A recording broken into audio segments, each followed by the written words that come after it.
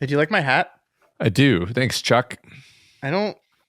So I just got it. So the bill is like okay. I've never been like a straight bill hatted person. I'm a I understand. red blooded American man, and I Right. feel like my bills should be bent and curved. Obviously. But I haven't done it to the hat yet, so I'm betraying all my morals and principles. Is what I'm saying. So I shaved and you're wearing a straight billed hat. So it's Yeah. like everything is wrong today.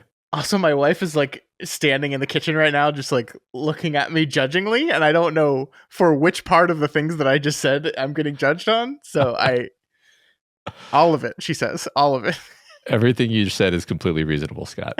Well, thank you. See, this is why, Matt, you're my friend, and I talk to you more than her because you support me.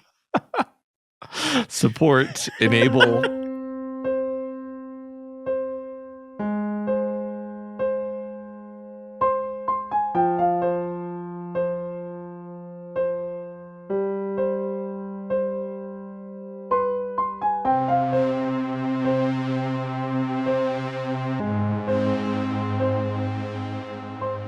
Hello and welcome to Flanagan's Wake, a Doof Media podcast that dares to say Mike Flanagan is a better filmmaker than Stephen King. My name is Scott Daly, and I am your host. And joining me, as always, the ladies call him Steamy, and they don't mean his mind powers. It's Matt Freeman. How's it going today, Matt? Oh, wow. You didn't insult me. Is that a first? I got to keep you on your toes. It's like it's an abusive relationship where I've got to be nice to you every once in a while to bring you back. That's true. If Lucy moves the football every time, then Charlie Charlie gets used to that. So I think the thing with Charlie Brown specifically, though, is he will never stop trying to kick the football. That's true. And I would never call you Charlie Brown, Matt, because this is the intro in which I'm being nice to you. So okay, maybe next week. This is uncomfortable. This week on the show, it is time for our overview episode. We have finished Stephen King's Dr. Sleep, and we wanted to take one final look at the novel before we move on next week and discuss Flanagan's adaptation of it. And that's what we're going to be doing this week. So yeah, these are kind of more, if you've joined us for the very first time here, these are kind of a little bit more laid back episodes, a little higher level, just kind of Matt and I trying to collect our thoughts before we say goodbye to the book forever, because we're never going to talk about this book ever again. Except maybe when we talk about the adaptation, we might talk about the book a little bit, maybe. Fuck, you're right. We're also going to be answering a whole bunch of y'all's mailbag questions you sent in. Thank you, everyone, who responded very excitedly to that request for some questions. I think we're going to get to answer every single question we got. I think we hit a sweet spot where we're not too few, but not too many. So we're going to answer all those questions. It should be a good time. Speaking of sending us questions, just a reminder of all the places you can reach us. You could send us emails at flanaganswakepod@gmail.com. We're on Instagram at doofmedia, and the subreddit at reddit.com/r/doofmedia is really generally the best place to send questions when we ask for questions and so forth. Yeah, definitely. And we have another couple of quick kind of programming announcements before we get into the meat of this week's episode. Next week, as we mentioned, we're going to be talking about Mike Flanagan's Dr. Sleep. Just wanted to remind everyone, we will be talking about the director's cut version of that film. It is a little bit harder to get your hands on the director's cut. I think the regular cut is available for rent at a bunch of different streaming services. The director's cut, I believe right now, is only available for purchase, either in disc format or via a digital service. You do not, those listening at home, you do not have to watch the director's cut. Obviously, like, we're going to be talking pretty extensively. I will give like an overview of the differences between the two cuts. I have watched them both in preparation for the episode. But I think my general recommendation, and I think our recommendation coming out of the show, will be that the director's cut version of the film is the superior one. So I think, just generally, our show aside, get your hands on a director's cut version of Dr. Sleep and watch that. I think we put in our show notes for our schedule that it was available on, I think I put it on like Paramount Plus or one of those services just for free as part of your subscription. unfortunately, I haven't updated that in a few months, and since then it has fallen off of the just available for free with your subscription model, because that is the world we live in now, where access to things is going to constantly be changing without notice. And this is my pledge to, or my request to y'all to support physical media and buy discs, because they can never take those away from you. And that's what I do for the movies and the TV shows I really love. That's what I do. I have disc copies of them. Bless you. Yeah, because I kind of keep like, there is going to be a time, Matt. It's going to happen. I don't know when it's going to happen, but one day we will catch word that Netflix is just dropping every single Mike Flanagan show, right? I feel like that is, obviously we don't know the details of the deal that they made with Netflix, but eventually they're going to get to a point where maybe it drops under a number of views per quarter requirement. They're like, oh, we could make more money selling this off to another streaming service and dropping it from ours. So that's going to happen one day, I feel. And they don't have disc copies of all the Flanagan shows, but they do have a few of them. And then I have snatched them, because you never know. And of course, when the world ends entirely, and all I have left is my 4K player, who'll be laughing? Then. Your DVDs, your 4K player, and your spectacles. Yes. One more quick programming announcement. Obviously, after we talk about Dr. Sleep next week, we are going to move forward in our Haunting of Bly Manor coverage. We are going to be covering that television show, but we are also going to be spending a little bit of time talking about Henry James's stories. Obviously, the big story, The Turn of the Screw, is the one that Bly Manor is loosely based on, in the same way that Hill House was loosely based on Shirley Jackson's novel. But we are also going to explore some of the short stories that Henry James wrote as well, because each and every one of the titles of the episodes of Haunting of Bly Manor is named after a Henry James short story.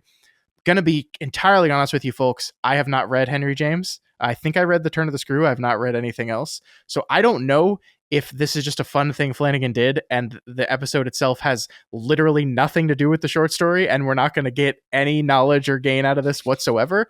But I feel like at the end of the day, if all we do is read a bunch of short stories by a pretty prolific and proclaimed author from the 19th century, there are worse things. There are worse things in the world. Yeah. Right. I mean, this whole project between the two of us is a way of tricking people into reading more literature. So exactly. All that to be said, there is, I don't think there's like a published version of like, these are all the stories that we're going to be doing. And in this one neat collection, I found like a Henry James collected stories box set that I believe came from Australia, that I ordered. And so I'm going to be reading it there. But there is, for those of you that have an Amazon Kindle or a phone, there is like a 50-cent like Henry James complete collection Kindle edition that is like 15,000 pages and has literally every single word Henry James wrote in the course of his career. And it is, like I said, it's like a half a dollar to get that, because post copyright world is wonderful. I assume all the Henry James stories have fallen out of copyright, and so they just kind of throw them up very cheaply for that. So and just for completeness sake, I did look for audiobooks, and it's like you can find some of the stories scattered here and there across different short story collections in audiobook form. Some of them I couldn't find anywhere. Mm-hmm. So I'm going to likely have to break my rule and read something with my eyes. Gross.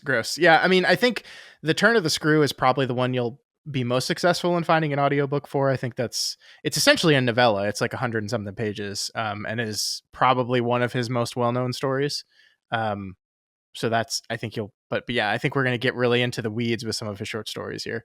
And yeah, it'll be harder to find those, but there are options out there for you. If anyone finds any other ones, please feel free to reach out to us and we'll disseminate that information down. But just giving people a couple weeks heads up, because we are going to be moving into that right after Dr. Sleep.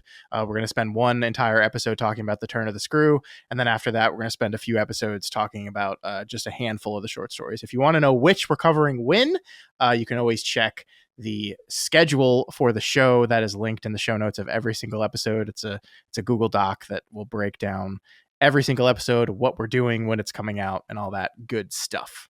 So make sure you check that out. That's right. All right. With that done, let's talk about Dr. Sleep, Matt. It's been a week since you and I have sat down and talked about this book. It's a novel that I think at various points we both struggled with, sometimes for different reasons and sometimes for the same reason. And I think a kind of magical thing happened with me at the end of last week's episode is I unlocked a part of it in our talk about Dan Torrance's arc and perhaps what the book is doing, that made me appreciate the book a little bit more than I had in the past. But I'm curious where you're at with Dr. Sleep right now, a week later. How you feeling about this novel? Yeah, it's sort of gelled for me a bit in my head.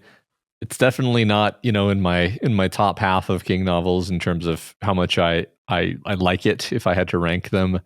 But there was a lot of cool stuff in there and a lot of surprising stuff. Yeah. And I say that, again, just to remind everyone, we both watched the movie first. So I had that in my head the whole time. And in a lot of places, I felt a little bit like, the movie just did this so well. And something's missing from this implementation in the book. That was definitely a recurring experience. But in some cases, there were things the book did that the movie doesn't. Almost always, I think, due to just like time constraints and the need to make a movie kind of a more streamlined experience. Sure. Yeah. But really, I'm mainly talking about there was a lot more stuff with the hospice, Dr. Sleep, as the idea of Dan Torrance being this guy who would help people across the threshold of life and death. Conchetta, the character of Conchetta, and I mean, obviously, she's involved with Abra's story in a big way, but the idea of her being a very, very old woman who is dying was very important. Kind of all of the tendrils of narrative that spread out from those ideas. Yeah. And I really like that. I mean, I like that stuff for a lot of the same reasons that I liked Insomnia, where you've got elderly characters, you've got characters who are struggling with death and mortality and the finitude of life. And King just, first of all, he's one of the few writers that we've read anyway on our projects who really spends a lot of time on that kind of material. And he just treats it with so much respect and nuance that I really get a lot out of it. Yeah, I definitely agree with that. I mean, I think it is kind of fascinating. I think we talked about Insomnia so much over the course of reading this book. And I think we remarked last week or the week before about like, these are two books that are not particularly written close together at all. There are decades between these two books and decades of aging that King went through between writing the two books. But it is kind of interesting in the way where like King's interest in growing old and what that entails for people has not, I don't think, fundamentally shifted from Insomnia to Dr. Sleep. It's just like crystallized as like a real and present thing for him. That like in the early 90s, he's talking about old people. In 2011, he's talking about old people. Like he's talking about himself in a lot of ways, and very aware of that he's closer to a person that's going to be in hospice care than he is the hospice worker that's helping those people. And the way that kind of crystallizes and like some of the most beautifully written passages of the novel are certainly Dan doing this fundamentally good, wonderful thing for people. This concept of helping people move on to whatever waits on the other side. And again, like one of the things that I do love about King is that he never offers, I think you've talked about this in the past, but he never offers a definitive answer on that. Like he's like, even when he gets really like into the metaphysics of the other worlds in his stories, like the veil of death remains a kind of constant mystery of like in the world of Stephen King, something exists beyond death, but what it is remains unknown, and therefore in a lot of ways kind of terrifying, and like just in the way it is for us. And I think King believes that there's something out there, something he probably is not arrogant enough to to say to have a definitive conclusion on, but he lets his characters like usher people into that in a way that there is something there, and it can be scary, and there's bad things there, but there's also so much good and joy and peace and sleep, Mm-hmm. that I think I just find it profound and moving, and I think his prose in those moments like really really got to me for sure. Me too. I like what you said about him having, a couple more decades of life behind him, and a few decades of life between writing The Shining and writing this book, right? I mean, I can't Yeah. remember the dates off the top of my head, but one thing that occurs to me is like his whole stance toward his protagonist is very different. I always find that when I write stories, I very, very often make the character just be like whatever age I am when I'm writing the story. Mm-hmm. And part of that is just the sort of automatic, like, well, this is kind of like what I'm dealing with. And so that's kind of probably what the idea of the story has to do. It has to do with something I'm experiencing, and I'm experiencing it as a person my age, right? Obviously. Mm-hmm. But in both of the, so the reason I bring this up is like when King wrote The Shining, King was pretty close to Jack Torrance's age.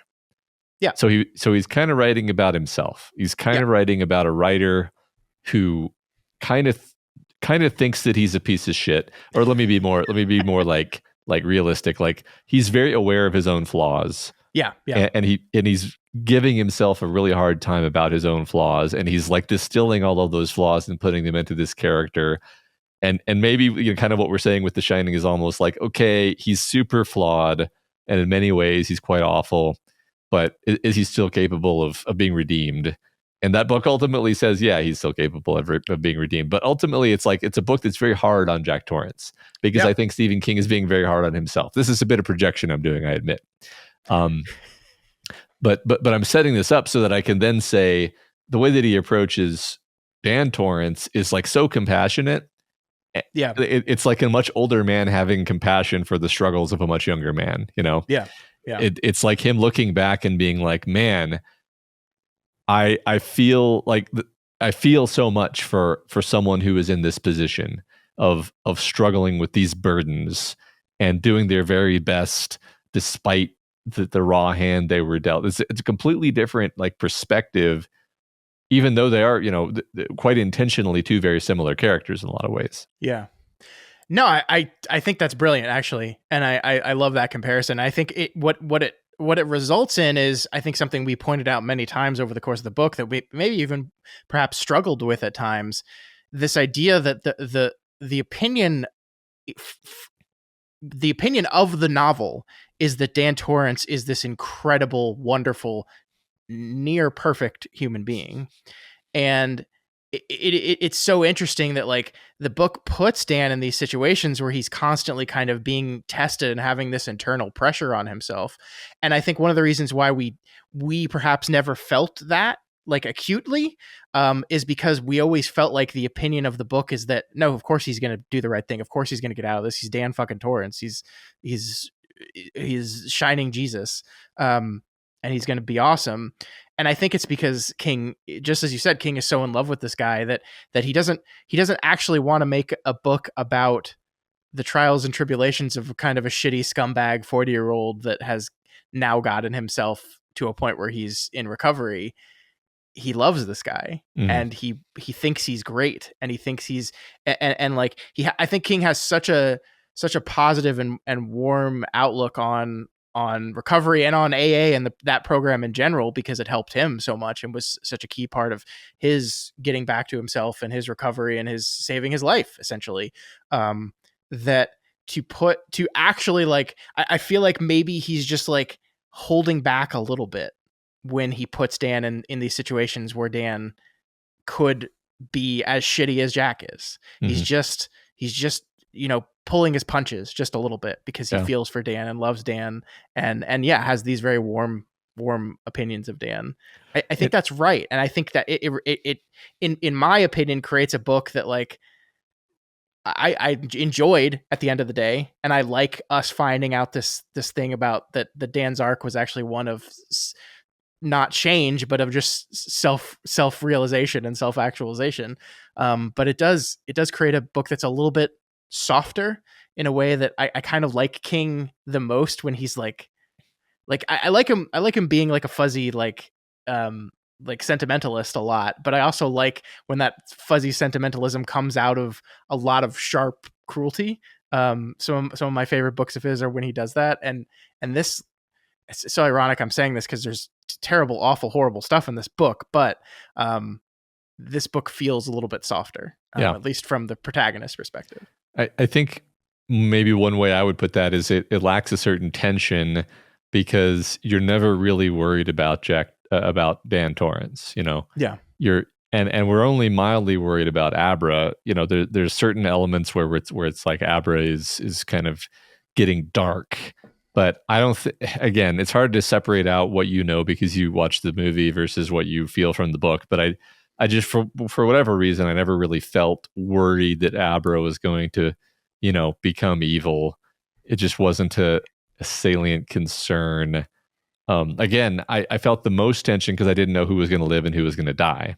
Yeah. That was which generally that is not the stakes that King goes for, right? Because this just one of those things you realize, or that I realized over my lifetime of reading, is like when I was young, I thought that drama was are they going to live? Yeah. And then you realize when you get older, you're like, no, that's generally never where the best stakes come from. The best stakes, grass fed. No, the best stakes come from I care about how the character is going to get through it, and are they going to preserve their soul, and are they going to achieve the things they want to achieve, and character based stuff, right? Not just mere survival. Yeah. And I really always knew that Dan was gonna get through it. Which is ironic considering the film. Considering the film. Yeah, no, I think you're absolutely right that we cannot divorce ourselves from the movie with this discussion, because I agree. I agree. I never felt like Abra was in any kind of imminent danger. Not just imminent danger of, as you said, living or dying, but imminent danger of going down a path. I think it's fair to say that is because we had seen the movie first and kind of knew what her journey in that film was going to be.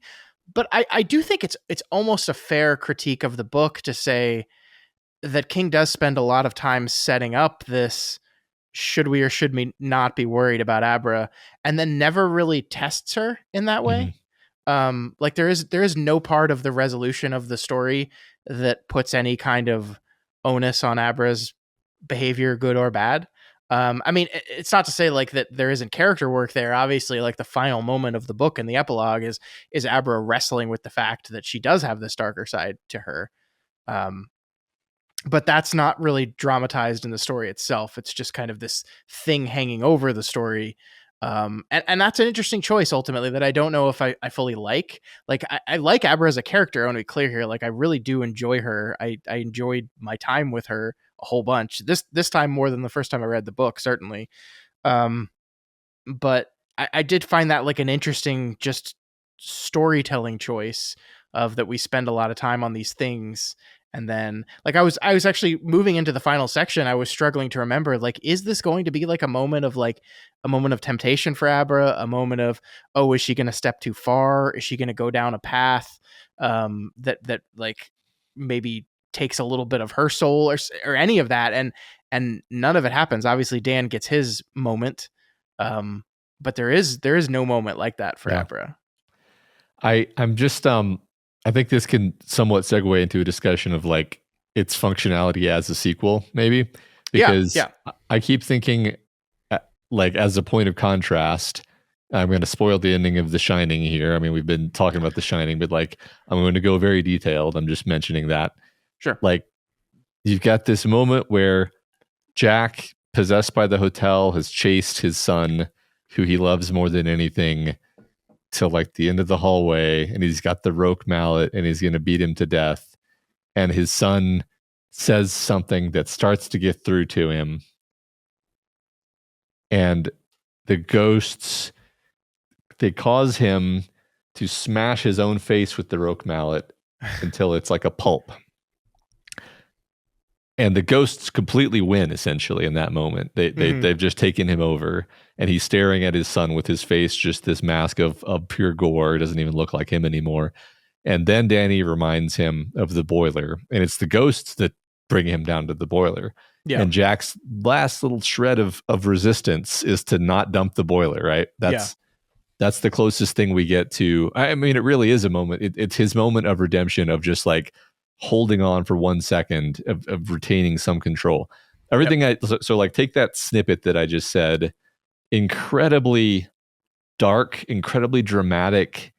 Like I felt like the emotion of it in my body as I was recounting it to you. It's so it's like it's incredible is what it is. Yeah.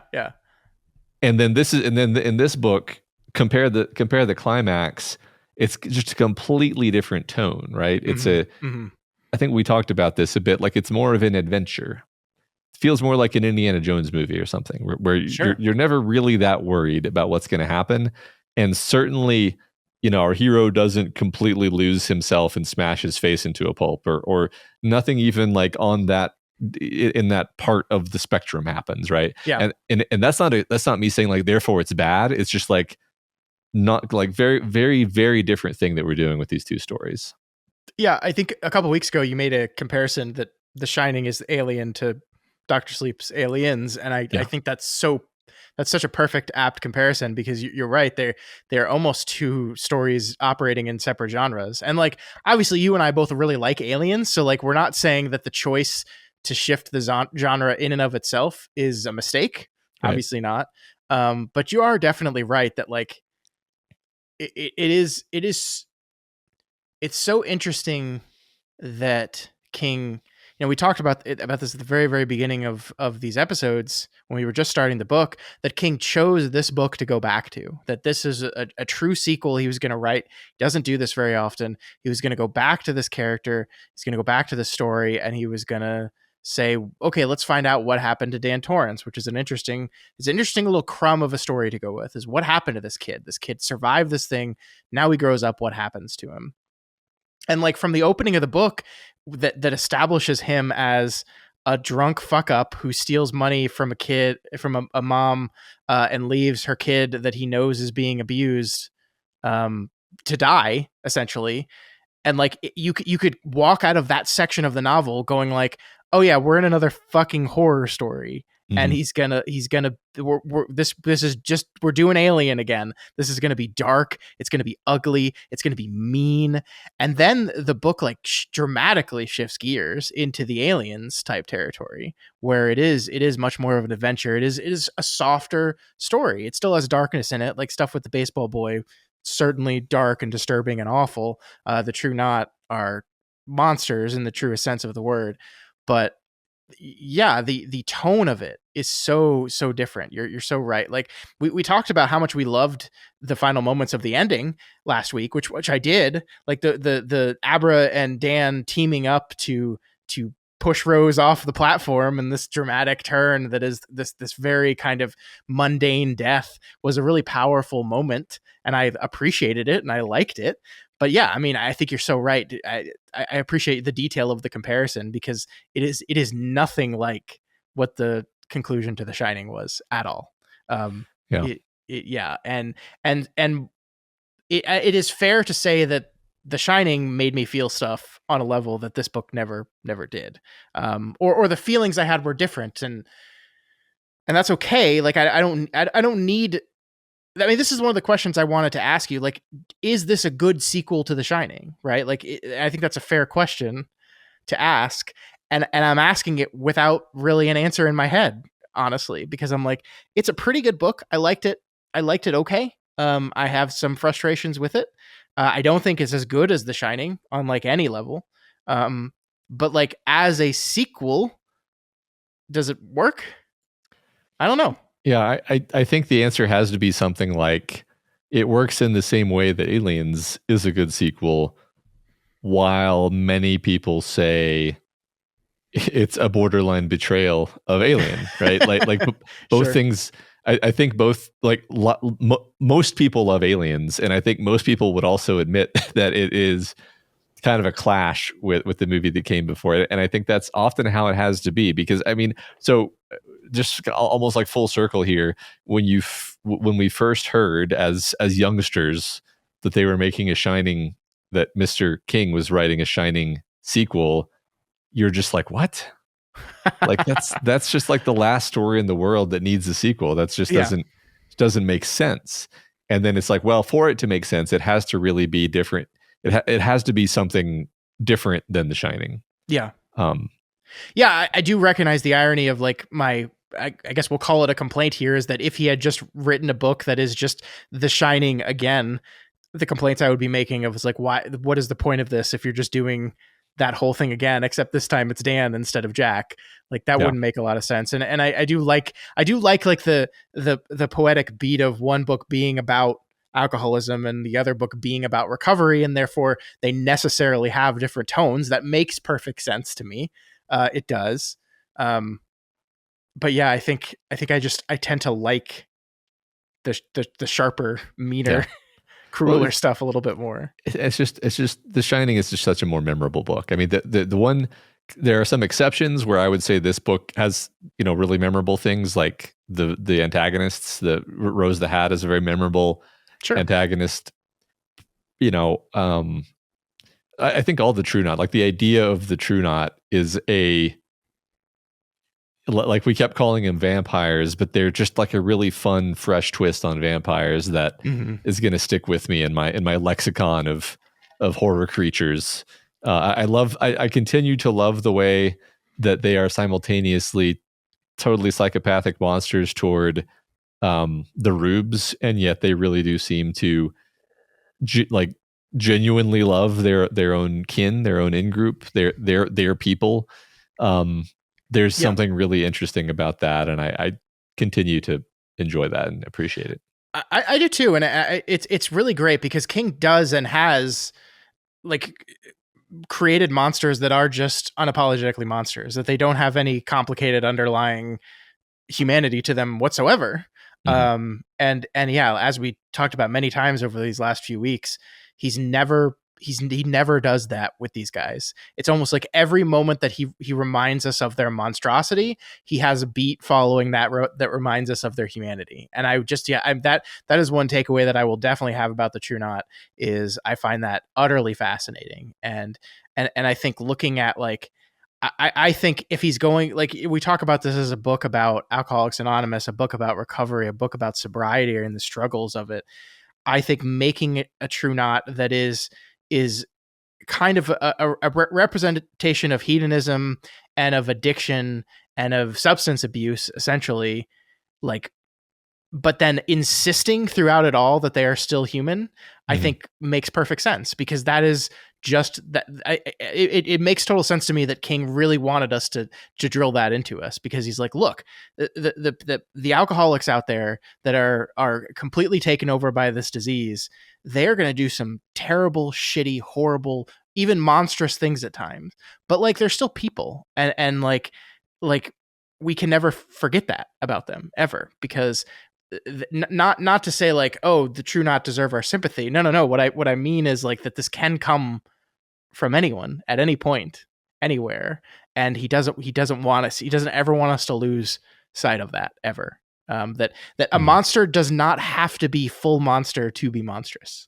That the True Knot can in the same breath tell their loved one that they love them, and mourn the death of their loved one, and cut a child for hours, like that people, that monsters, that the real monsters of our world are capable of doing both simultaneously. Yeah, that an addict is someone who would go to greater and greater lengths and deeper and deeper depths to get their drug, and if they're enabled in doing that and able to continue doing that, then they will. I love, you know, when you called them the anti-Alcoholics Anonymous, the True Knot.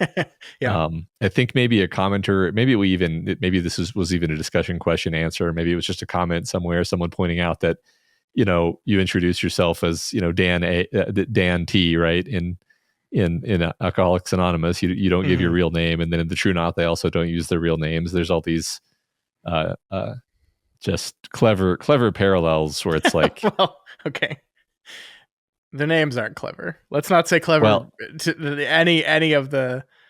I think we said this at the very end of last week's episode, but the idea that there's two blank the chunk names like in the same group is like the dumbest thing in the world. I borderline feel like that was like a placeholder that King put in there, and then like the editor didn't catch her, like, because it makes no sense to me. Why would it be? Yeah, makes and maybe he just forgot that Barry had died, and yeah, the catch at the very end of the editing process was they just changed the name from Barry to another name. That's possible. I also, I mean, it is a very funny idea to me that there are two people in the same small, close-knit social group who both have the same epithet, and it's the chunk. But of course, that's not true. One of them was the chunk. One of them was the word that we don't say. So maybe that's it. Maybe it's as simple as... No, I thought they were both the word we don't say. I've just been saying chunk so I don't say the other word. So yeah, maybe I'm wrong, though. Okay, if that's... you could be right. If you are right, then that's just a mistake. Or maybe they're just a non-creative, shitty people. Yeah, I don't know. That's garbage, Gary. Garbage. Yeah, it's. No, but I think that's a perfect parallel. I wish we could remember the commenter who said that, but yeah, the idea of they're not giving their names, but then the True Knots version of that is the stupid Crow Daddy, Snakebite Andy type of anonymizing that is just false and crude. Yeah. And every time I look at an RV for the rest of my life, gonna wonder. You should. I think that he says that in his afterword of the book is that, be careful with those RV people. Yep. You never know. Never know. I will say, like, we had a lot of mixed things to say about this book throughout it, but I think one thing that this book does accomplish for me is I think the opening is very, very strong, and I think it ends pretty strong too. And I think when you have a good start and a good end, you're like 80% of the way there, right? Like that it is so important to start strong and to finish strong. And the biggest complaints I have in this novel are that middle section that at times doesn't work for me. So like that's the type of thing where as you move further and further away from it, as your memory of the specifics of it continue to flatten, the things that you hold on to are that stuff. And so, yeah, I think just generally it's going to be true that I'm going to leave this novel feeling more favorable about it than I did coming into this discussion, which I think at the end of the day is always the goal, right? It is the goal of, in my mind, of us analyzing these stories is to appreciate them better, even when they don't fully work on us. Yeah, I agree. I think number one, agree with you that the beginning and the end are very solid and kind of make up for the flagging middle part. Here's my editorial discussion to fix a lot of the middle part. Okay. Instead of settling in Maine for some reason, I thought it was New Hampshire. What? I thought it was New Hampshire. Or New Hampshire. Those are like basically the same place. Okay, you're gonna piss off all the Maine-ites. I know. I'm from Texas. That's our thing. Is that is that we disrespect people from the Northeast. The point I was going to say is he should settle in Boulder, okay? Because number one, we already have we can make all kinds of the Stand references, okay?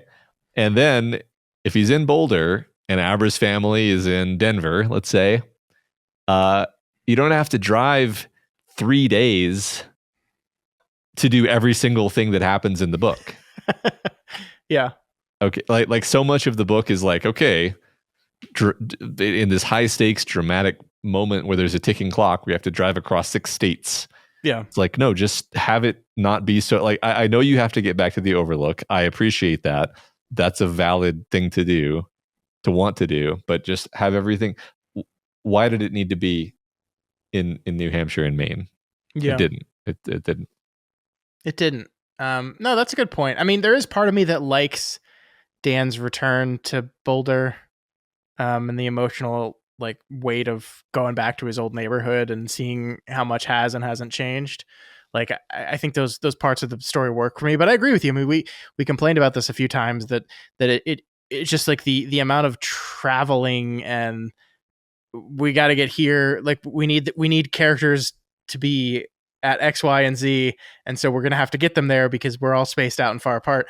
Often feels a little clunky. It's really remarkable. I don't want to talk about the movie too much, but it's really remarkable to me how much less it bothered me in the movie.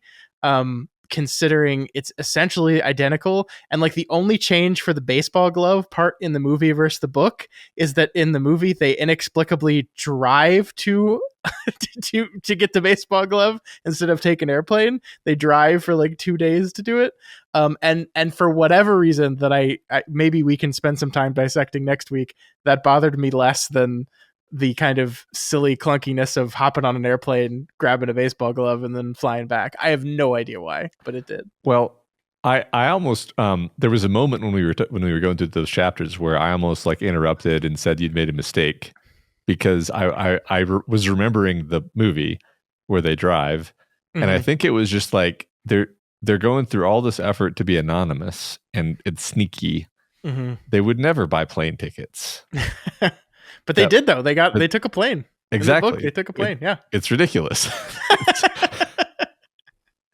So I think that's yeah, that was, I agree, clunky. Yeah. It's like the way I would put it is, it's not like this, I think we agreed, like the scene when he finds the glove is great. There's a lot of scenes that are great, but it's like they're not paid off by the amount of like meandering,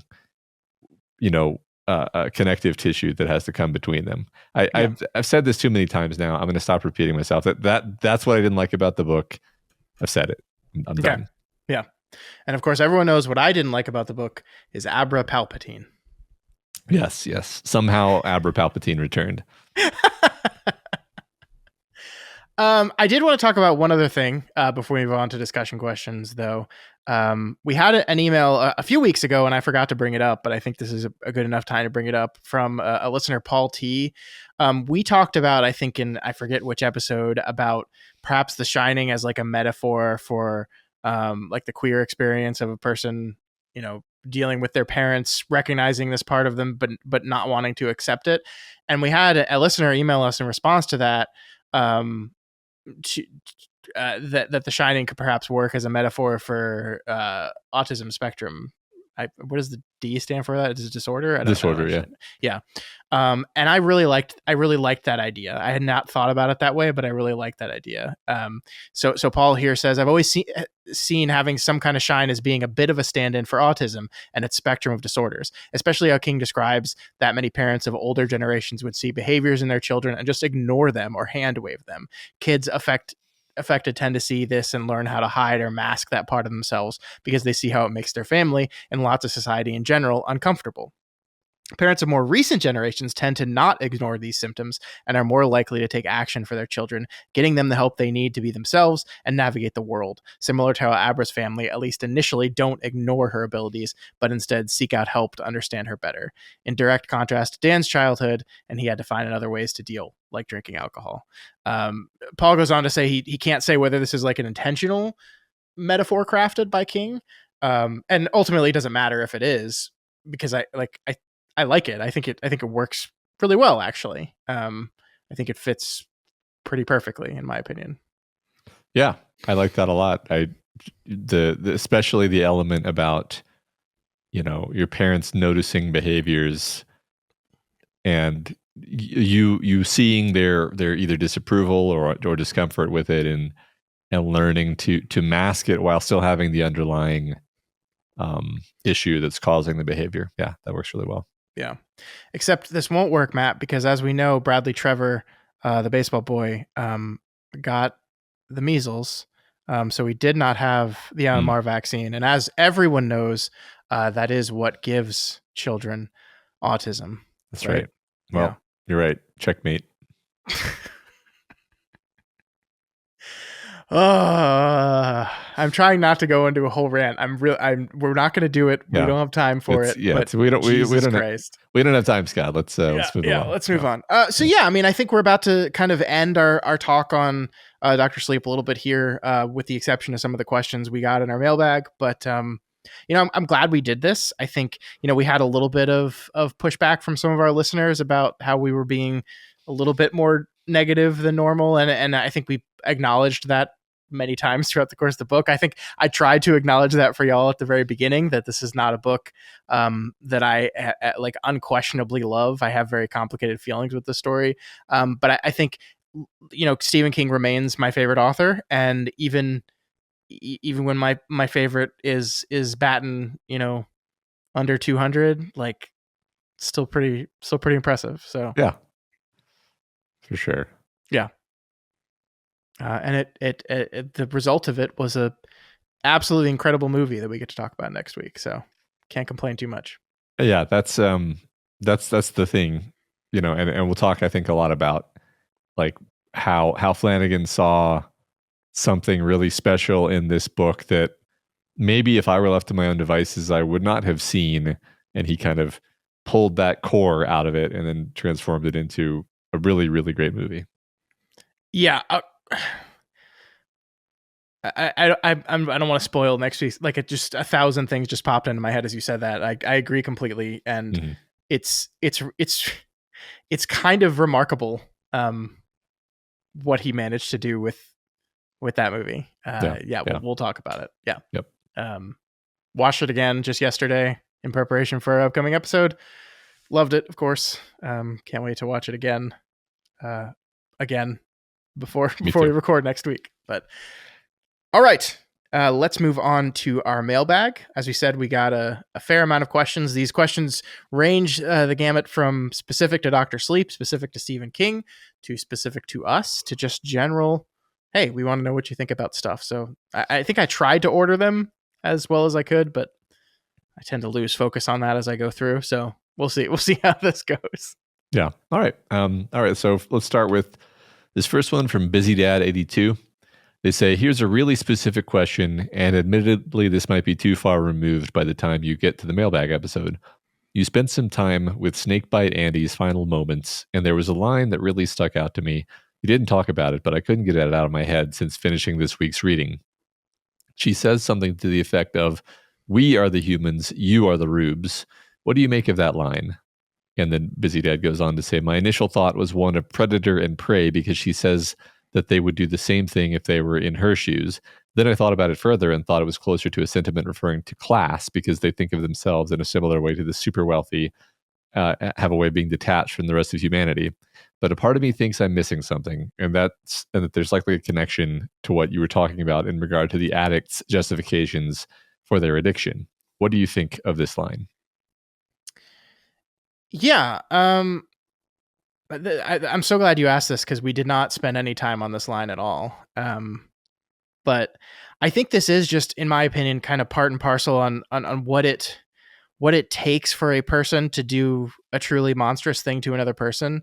I actually think like human beings, like, we are capable of being incredibly cruel, but it actually takes like a push to get us sometimes to dehumanize people and stop seeing the humanity in other people. We're tribal creatures. We're supposed to be empathetic by nature. And so like it is like part of the ability for a person to do something terrible and cruel and awful and monstrous to another person is by dehumanizing them, is by no longer considering them a person, othering them into such an extreme that they are no longer even seen as a human being, and therefore, what it doesn't matter. Like, there's been on my mind a lot lately. I mean, obviously, like that's what happened in Rwanda in the 90s, right? That they're just one side, just those people aren't humans anymore. They're cockroaches. So we're just gonna we kill them all. And that, I mean, I think that is a representative of exactly what Andy is doing here, and the belief that the True have here, and how they are able to sit down and cut up a child screaming for help over and over and over again and consume them, is they don't they work very hard, and like that's one of the first things they did to indoctrinate Andy into the True Knot was those aren't people anymore. Just we talked about the use of the word rube, and it is very, very powerful at othering a person. And that's what I think this is reflecting. This even as she dies, even as she's defeated by these people that have outsmarted her, that have beaten her, and destroyed her, she cannot let go of the fact that I'm a real and you are nothing. She can't let go of that fact. Yeah, 100%. Don't have much to add. The idea of othering, I think, is central to what's happening. I also appreciated Busy Dad's, buffet of options for us to pick from, kind of doing our thinking for us, saying like, well, it's a predator and prey, and what she means is like how we think of cattle.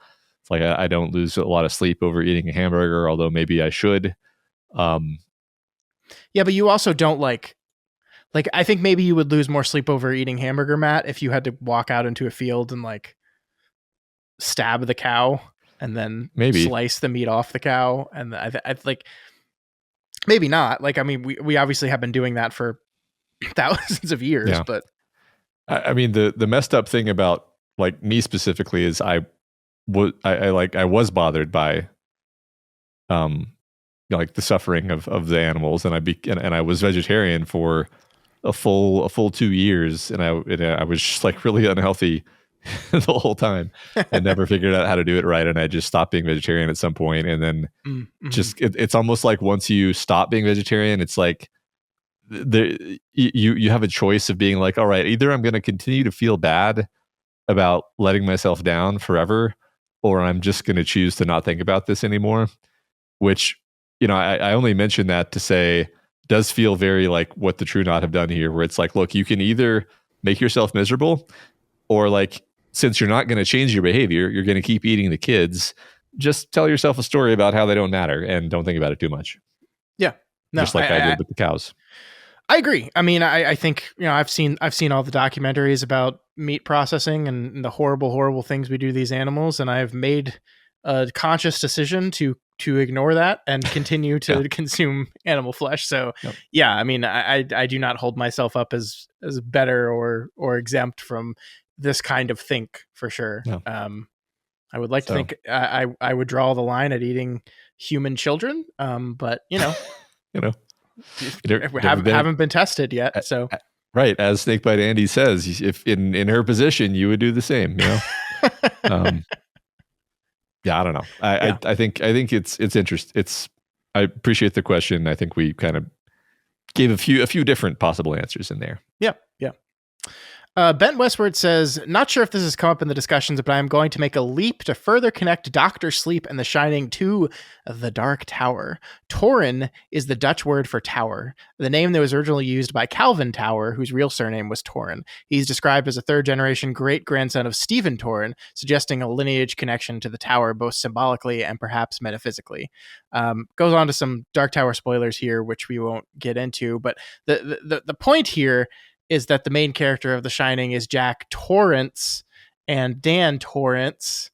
And so perhaps there is a Torrance relation here, that Dan himself is perhaps a guardian, a protector of the tower, and it's symbolic rose stand-in. They're sort of the tower, right? And he's shepherding the youngster with the touch, who, he's also sort of a warrior of the white too, right? Because he defeats the True Knot. I never said this out loud, but I thought of that as like, a sort of Dark Tower metaphysics thing would be, you've got the warriors of the white and the warriors of the Crimson King, and they're kind of lined up in this battle of proxies.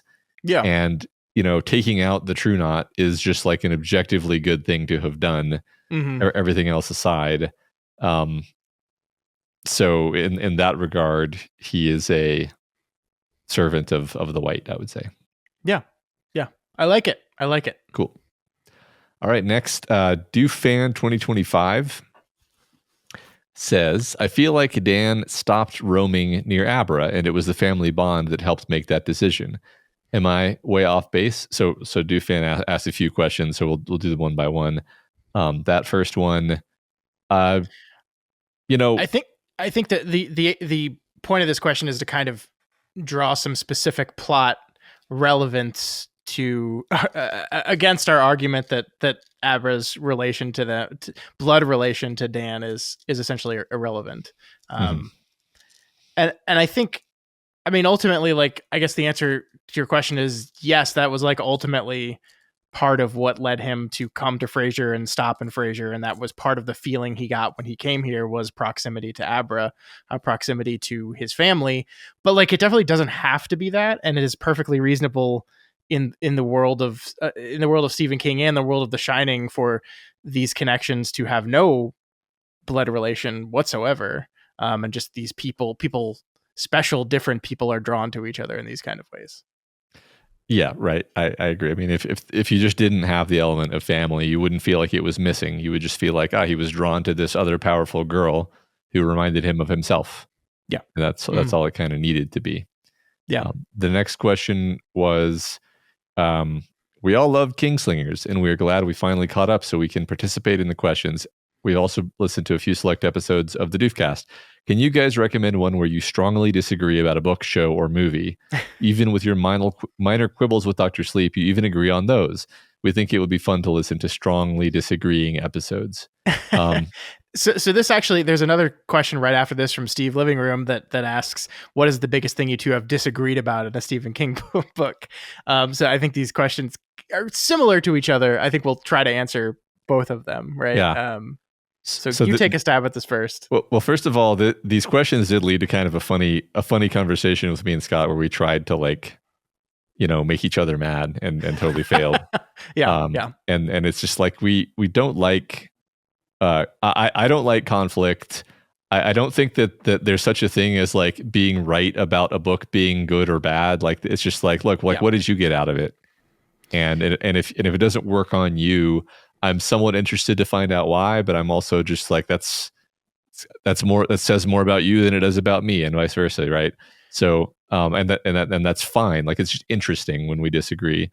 So there are a few Doofcast episodes where I think we definitely disagree. I think we identified most recently we disagreed about the Fantastic Four movie. Yeah. On the Doofcast, I liked it and Scott didn't.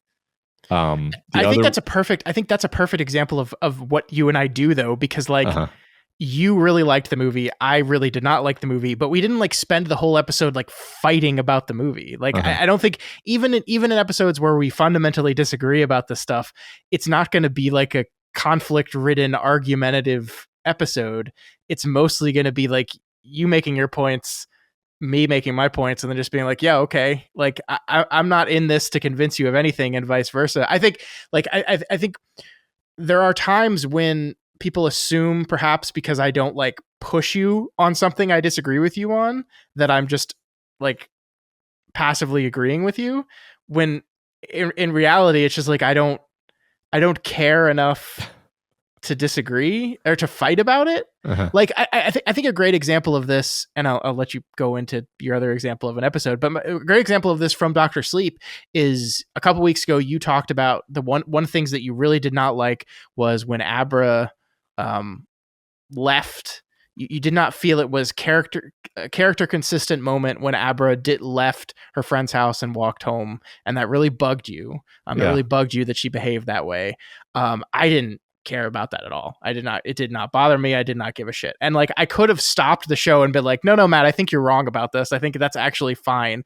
But instead you just said it, and I said, oh, I see that point, and we moved on. I think, folks, what you can do for this, if you ever wonder, like, there's moments when you're doing a podcast where like if you really love something and a person you like to listen to talk about it doesn't like it, you feel like I'm implicitly saying that you're stupid for liking it. I think my answer to that is no, definitely not. And you can use Matt and I's lack of argument and conflict as an example of that, because we don't always agree on stuff. I'm just never going to call him stupid or dumb or get mad at him for liking something that I didn't, or not liking something that I did. I mean, I do it sometimes, but I'm mostly joking. So like, if you ever feel like I'm putting you down personally, listener, for not liking something, just look at how I treat Matt when I don't agree with him on that. Like no, like I would never tell someone they're wrong. Like there's a lot of people out there that unapologetically love this book, and it's one of their favorite Stephen King novels, and I am so happy for you. Like that's awesome, actually. Like I wish I liked it at the level you did. I see nothing wrong with loving this book. I didn't, and that's okay. Yeah, and I think just one final comment on that is like, it is pointless to argue with someone about whether they liked something. Like they either did or didn't like it. Like you're not gonna change that.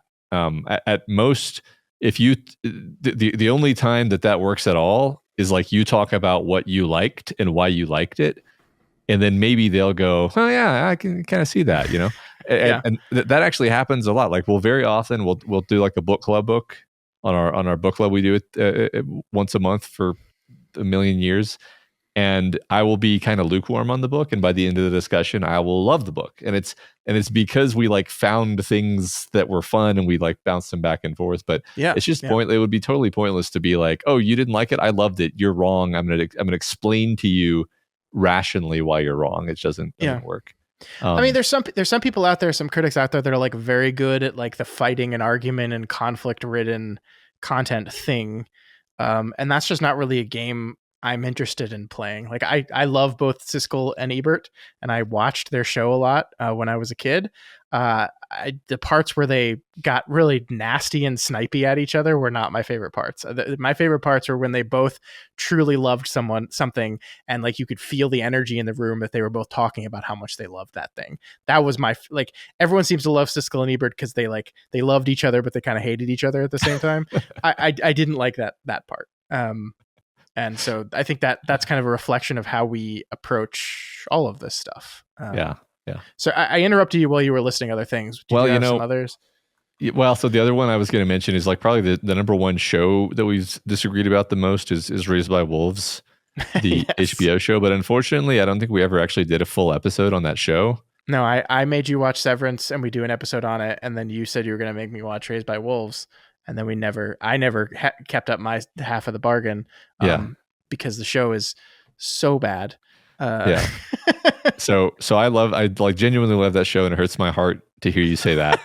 I'm mostly just playing it up. I did not hate the show. I did not think it was great. Yeah, but like, and I continue to think like even that, like the emotion I feel when you say that is like, I'm just like, that's so interesting. Like we because we don't agree on everything, and we have different tastes in some ways, but when we just radically disagree, I'm just like, why? Like what happened? like genuinely want to understand, and that's I mean, I feel like that's just like a better conversation than just getting like, first of all, like the one alternative is that I get all pouty and hurt that you didn't like the thing that I liked, which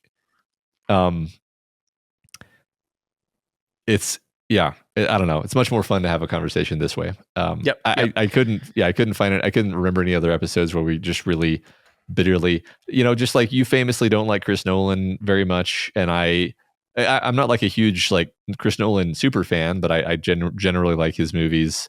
I also think my opinion on Chris Nolan has softened a lot since my outspoken this guy sucks phase. I mean, I think a great recent example is, I think you enjoyed season 2 of Severance a hell of a lot more than I did. And we spent a lot of time on the Doofcast talking about that show. We basically were covering it week to week in like the second half of our shows. And I think there were moments where we both were like really jazzed about the show and really love stuff. And there were moments where I was just really struggling with it, and you continue to just like unapologetically love it. But again, like I think if you're looking for us to like fight, I don't know if that ever has happened. I think we're both conflict diverse enough and just don't care enough to where like you'll make your point and maybe I'll push back like a little bit, but it's never going to be like, I don't think I've ever been mad at you for not liking something I did. No, it's hard to imagine, honestly. So one thing I'll just add this is like, sometimes we have our friend Michael on the Doofcast and you and him will fight. That's well, okay. Yeah, I mean, like Michael has been my friend for 27 years. And he has this very acute, powerful way of pushing my buttons specifically. Yeah. And so like he can goad me into a fight. So that has happened. And that's like I'm not a perfect human being. I like to think I would be this way with everyone. I'm not. I'm not. Well, and I'm not either. I mean, I had a discussion the other day with somebody in person where they were just really ripping into one of my favorite novels. We were talking about Blindsight, and they were just like really, and I was like, it's hard to play this form of tennis that you and I play, where we're just very generous and unemotional, if the other person is just like, no, it was shit, it didn't work, nothing worked, it was stupid. And everything about it was stupid, and by implication, you're stupid for liking it. Like we couldn't be, we wouldn't actually be able to talk about stuff that way if one of us was talking about the material that way, I think. Yeah, I also think it would make for a terrible show. Yeah, I agree. Yeah, so I think I was going to say something I forgot, but I guess the question I had for that was Steve's question. Is there a Stephen King thing that you and I specifically disagreed with? I mean, I think the Abra Torrance thing, like very specifically, you were considerably less bothered with than I was. I wouldn't say like you liked it and I didn't like it. I just think I really didn't like it, and you were mostly just like, whatever. Yeah. So my thought on that. Tell me if this, it does anything for you, but like our just like stack rankings are very, very different. Like you would put The Stand at like the top, and I would put like, The Long Walk and Loman and Yellow Coats like at the top of my lists. And I don't know where you would put those books, but I suspect not very near the top. And again, my reaction to this fact is to just be like, oh, that's interesting. Yeah. I mean, I don't think like there's never been a book we've covered that like you hated, that I was just like, what the fuck, man. So like I don't think we've had like a fundamental core disagreement. But yeah, I mean, I think Loman and Yellow Coats, Hearts in Atlantis is a perfect example of this, because like I enjoyed that book quite a bit. I liked it a lot. You really loved it. Like it's like you said, it's near the top of your list, and it would not be in my top 5, not remotely close. Like, and I didn't dislike the book. It's just it didn't speak to me in the way it spoke to you. And yeah, my reaction to that is mostly just, that's neat. Actually, I really like that. I'm really interested by the fact that The Stand didn't work on you as well as it did on me. One of the most fun things I like to see is when people talk about like what's their favorite Dark Tower book, right? And just seeing like that literally every book has a person for it. I think that's really cool. The only time I get defensive is when people just start ripping apart Song of Susanna, which like I don't care if it's your least favorite, but people are really harsh on that, unfairly harsh on that book sometimes, and that's when I get defensive. Yeah, I mean, like you're talking about, Matt. Like it is very easy for us to stand here and say, if people get upset with us because we didn't like something they like, to say like, don't let that bother you, people. I am not saying anything about you. I am just saying I didn't like this thing. It is very easy to say that. It is much harder to live it, and I fall prey to it constantly. I get very defensive when I see people talking smack about it. Because that is my favorite novel ever, and I'm very like I love, like I think there's a level of like, this book is good and I like this book is great and I love it, and this is one of the most important novels in my life, and I ascribe a lot of who I am to my love of this novel, and therefore I am very, very defensive of it, and prone to get personally injured by people's critique of it. Now no one should be like that, right? That is not an ideal state, but it is a very human one, I think. Yeah. I think that's very, like you said, very human, very, very normal. Yeah. I think one thing, and maybe we're going on, or I feel like I'm belaboring the point here a bit, but just as a person who does podcasts, but also is a fan of podcasts, I know very well that there's nothing more grating and annoying than a podcast host who is just like sneeringly overconfidently wrong about something. And it's just like, yeah, whether they're talking about fiction or politics or whatever, I instantly lose respect for a podcaster or media personality in general if they take on that tone of like, this is shit and it's so bad and it's so obvious that it's bad. And let me just and you're just like, if you like that thing or if you disagree with them, you're just like, okay, fuck you then. Like there's like, it's a natural emotional reaction. So I'm just like, well, why would I put myself in that position knowing that it's going to be really annoying to some number of people, right? So I try to avoid that for that reason as well. Yeah, I agree. Cool. Can you think of any other Stephen King specific stuff that we disagreed on? Man, I think it's just like it really is just various degrees of like how much you liked something versus I liked it. Yeah. And that's it. I think that's about it. I got nothing. Yeah. All right. Next question, Matt. Yep. That's this one. No, it's this one. We did that one. Okay. You're right. See, we just disagreed about something. God damn it, Matt. Shenanigoat says, if you could pick the next Stephen King work for Mike Flanagan to adapt, what would it be? I'm gonna assume that means not Dark Tower, right? The so far unannounced thing for Mike Flanagan to adapt.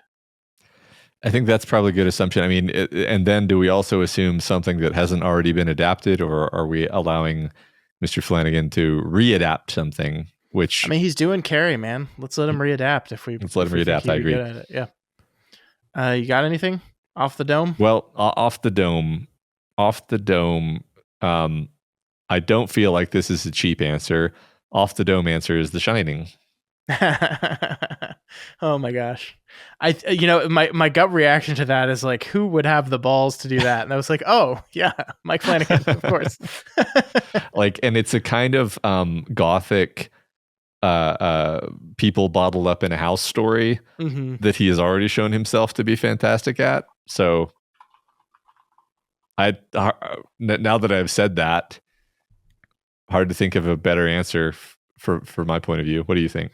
No, I really like that. I'm going to use a little bit of a cheat answer because it was a thing that was, I think, briefly announced that he was going to work on, and then it ended up not happening. And that is the 2014 novel Revival. This is a novel that like has picked up a lot of traction amongst constant readers as like one of their favorites. And I think he did at some point pen a screenplay to it, and then it just fell through and never happened. So I really would like to see that.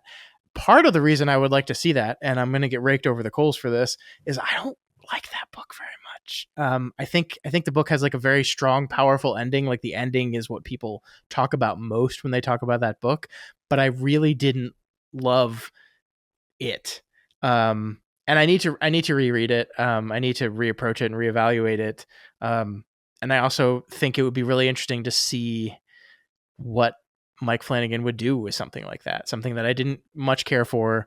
But in his hands, could he have seen something in it that I didn't see, pull something out of it, and make it speak to me in a different way? I mean, like, it's very, very similar to Dr. Sleep, right? I did not love that book, but I treasure his adaptation of it. And so, yeah, I would like to see his take on Revival. Cool. And I haven't read that one, so I can't comment, but that's fun. All right. Yeah. Good question. We have Richard K, who says this question is mostly for Scott. That's me. Since Matt is not in the rereading phase of its constant readerdom, can you speak a little bit about how it feels to reread a King book years later and be able to experience it completely differently because you are closer in age now to a different set of characters? For example, being closer in age to the It characters than the kids, or even being able to see Ralph Roberts' perspective on life a little better at Insomnia than you could reading it at a young age. Well, I am not near old enough to relate to Ralph Roberts at all yet. I've got many, many, many, many years before that, right? Yeah, let's not bother doing the calculation though. No, I think your example of It is like what my answer to this is going to be, because I do actually think like It is a novel I read when I was a teenager, very, very close to the age of the kids. I reread that novel pretty consistently and have reread it throughout the years, getting further and further away from my childhood, closer and closer to the age of the adults. I think when we read it for the show a few years ago, I was probably 37, right? So I think I was very, very close to the age of the adults. And it is it is a really cool experience seeing kind of the book really reveals itself to you, because this is a book in which the child sections are flashbacks. They are not the primary driving force of the narrative, the flashbacks. This is a book about adults going back to the and reliving and re-experiencing and reprocessing their childhood. And so the adult perspective is kind of the primary one. And it's not until I think you get closer and closer to that age that you can fully appreciate that and fully appreciate what it means to think about your childhood, to reanalyze your childhood, to kind of relive your childhood in a lot of ways. And I think that had a really profound effect on me and has made me love the book all the more, frankly. I do wonder how my experience with that book will change as I continue to age past that now, right? I've passed the age the losers were now, and I will continue to do that. What is it going to look like when I'm 50, when I'm 60? Like, how am I going to feel about those characters then? I don't know. I'm excited to find out. This is actually, like, speaking generally, this is something I worry about with our like glut of content in modern time. And I'm speaking generally, but also specifically about myself, that like I used to revisit, reread, rewatch. Like, I have my favorite movies, my favorite shows, my favorite books that I would spend a decent amount of time revisiting every few years, in some cases, every year in some cases. And there's so much stuff these days that I just don't have time to do that anymore. Mhm. And I feel like there's something incalculable lost in moving away from the revisit, from the reread, the rewatch, this concept, this idea.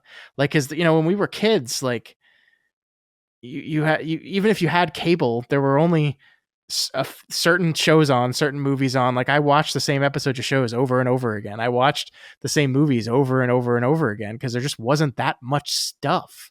And now there's infinity stuff. Like, you could do nothing but watch stuff every minute for the rest of your life and never run out of stuff to watch. Yeah. It's being produced faster than you can watch it. And I feel like we've lost something there. I don't know how to fix it. I don't think you can fix it, but I think we have. Yeah, this is one place where there's a disconnect between me and my kids, where it's like they will never be as into anything as the average millennial was into Star Wars. Yeah, that's fair. Yeah. And that's just always going to be true from now on, right? Mm-hmm. Yep. Yeah. It's a little sad. Yeah. Great question, though. Yeah. Next question is from JD Mace. My question is for Matt. That's me. I read The Hobbit and the Lord of the Rings trilogy, but the Silmarillion is overwhelming. Tips? So this is like just autobiographically, like the only way I made it through the Silmarillion was just like this is a long time ago. I had a paper copy. I had it by my bed, and every night before bed, I would just read a little bit of it, couple pages maybe. And I think like the attitude I had toward it was just like, it's the perfect thing to read before bed, really, because it's like imaginative and beautiful and dreamlike almost. Like it's not narrative in the same way as a novel, but it's like almost sort of flowing mythological stream of consciousness of this genius that he's putting together and stitching together all these ideas. And that was how I consumed it. I do think I would benefit from going back and maybe getting the audiobook and consuming it that way a bit more sort of intentionally. I've never actually never done so, never reread it. And honestly, like I'm not actually the kind of Lord of the Rings nerd who has memorized every single thing Tolkien has ever written. I'm pretty much just like, I really, really like the Lord of the Rings. But yeah, I don't know. I think that's the best I'm going to give you with an answer. Yeah, I mean, I my recommendation would on top of that would be there's a lot of great Tolkien podcasts out there that can help you parse the more complicated parts of it. The Prancing Pony podcast is what I listened to while I was reading it the most recently. I think there's also just like generally, and like again, I'm speaking about myself specifically. Like we've gotten so accustomed to like knowing things and fully understanding things. Like I remember when I was a kid, I would read books and I would just like not get a lot of it, right? You would just not fully understand it. And like we got to a place where we were just okay with that. Like there's things like the Silmarillion is a very complicated, confusing book. Like there's a lot of detail, there's a lot of lore, and it's a lot to keep straight in your head. And I think if you read it with the intention of like, I'm going to keep this all in my head, I'm going to understand it all specifically and acutely and be able to recall it like it's a history textbook. I think that is going to be the place when you struggle with it the most. I think if you just let it wash over you with this understanding that I don't actually need to know the details of everything, and if maybe I hear a name and I'm like, I'm going to be okay with like being like, wait, which one was that? And not stopping and then rechecking and rereading and then go like, I think you can get to a place where you enjoy it a lot better. Like it's okay not to understand everything, I guess is what I'll say. That's I kind of love that. I'm like, I want to read a book with the intention of experiencing it the way I did when I read things when I was 9, where you know, it's like, I don't know what that means, but I don't care. Yeah. Yeah, that's great. I don't feel the need to immediately turn to my computer and look up what that means. Yeah. Great. Okay. All right. Yeah. Fella now. Curious about both of your opinions on AI. Oh, this is a very broad topic, so feel free to riff on whatever comes to mind, but a few potential prompts to spark discussion. Have you interacted much with ChatGPT? Okay, I think we'll just kind of, let's talk about AI for a little bit, Matt, and we'll use Felidow's jumping off points here to talk about it. Yeah. I'm going to let you go first. Matt is a bit of an AI nerd. Yeah. Is that a correct sentence? I think so. I think it's correct. So I don't know. Just to plug this, on the Patreon, me and my brother do a bonus podcast once a month or so, illnesses and interruptions notwithstanding, and we very, very often talk about AI over there. And he's an expert on AI. I'm a well-meaning dilettante, with a, you know, a good amount of experience at this point. I would say I don't work in AI, so I can't call myself an expert. But you know, I use it a lot for work. I used it a lot as a you know, I'm sort of always keeping my hands around like the latest iteration of the tools for using it for coding specifically, because I do a lot of programming in my job. So I've, you know, even since GPT-3 came out, I've been kind of pushing it to see how much can I get done with this? How reliable is it? And I'm always kind of pushing it to its edges, and of course that edge just like recedes with time, which I think is kind of where you want to be with these things, because they're just going to get better and better. The quote is, today they are the dumbest that they will ever be. Yeah, they're only getting smarter and more useful and good at more things. So having a bad sort of having like a negative emotional affect around it, which a lot of people have. I don't know how to say this exactly, but just like I counsel against having that perspective, because it's like having a negative feeling about, you know, electricity in the early part of the 19th century or something. It's just like, look, it's coming. It's going to be everywhere. It's going to be in everything. There's a lot that's good about it. There's a lot that could be very good about it. There's a lot that's bad about it. There's a lot that could be very bad about it. I don't mean to be Pollyanna-ish, but a lot of people are just like reflexively have this thing where they'll just be like, it's just a text predictor. And it's like, it's not just a text predictor. And like, it's not anymore. That was an accurate description like 5 years ago. So it's just like anyway, I'm speaking to an imaginary audience that I don't actually know what people think about these things necessarily. But anyway, you know, automation is going to be a big deal over time. AGI is going to happen within the next 20 years. if I say that because he asked, how plausible do you think AGI is within the next 20 years? I mean, by our definitions in like 2001, we certainly already have AGI, right? And any sensible person in 2001, if you showed them, Claude 4.1 Opus, they would just be like, "Oh, so you have AI now?" It's like, yes, but we keep changing our definitions and being more strict and like being like, "Oh, well, it can't do this." Yeah. So it's anyway. I could honestly keep talking about this for like 2 hours, so I'm going to restrain myself. There's a lot of other like sub questions here I'm just not going to be able to get to because I don't know. Maybe this is a bonus podcast.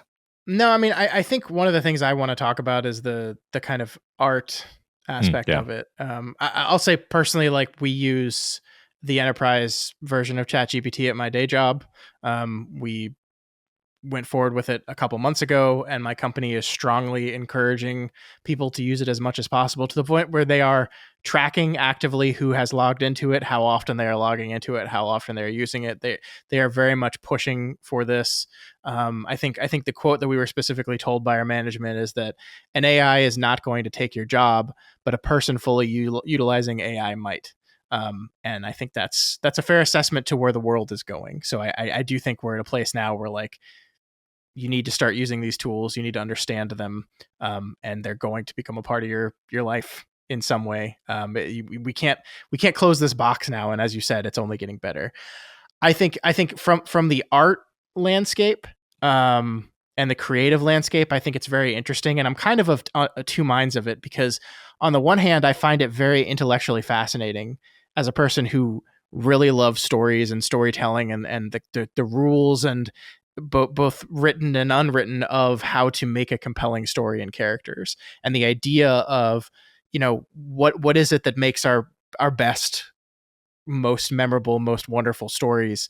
We talked a lot about it in our Dark Tower series about that those books were wonderful, but the reason we and people love Dark Tower is there's some ineffable, greater than the sum of its parts thing. And like, what is that? Like, is that the soul of the person who created it? And like, is that a thing that can be recreated by a machine, a computer? Like, is this thing going to get good enough to where it's going to be able to do that? Like, intellectually, that's fascinating to me.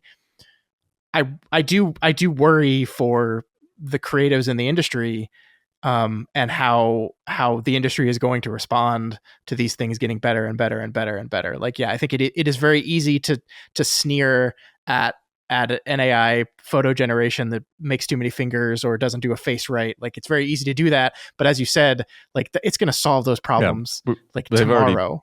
We already solved that, right? And then we just started. So what I would like to see in the creative world is, I would like to see the unions that protect people in creative world being very proactive about finding ways to integrate this inevitable thing into contracts, into creative endeavors in a way that protects the people and make sure that the people continue to have a source of income and continue to get to create the stories that I love. I think some of the unions have done a really good job of that, and some of them have not. and I am like, I think it is very fair to look at the landscape right now and to be worried about jobs in the future, both in the creative field and outside the creative field of stuff is going to get more automated. Like, I'm already, like, I am doing a lot of my day job is done by this AI now that can parse spreadsheets and look through security logs faster than I ever could, and pull out the information for me. These tools are incredibly powerful. If you have not used them, they are incredibly powerful and incredible. Like, I had to do my mid-year assessment, and I didn't want to do it.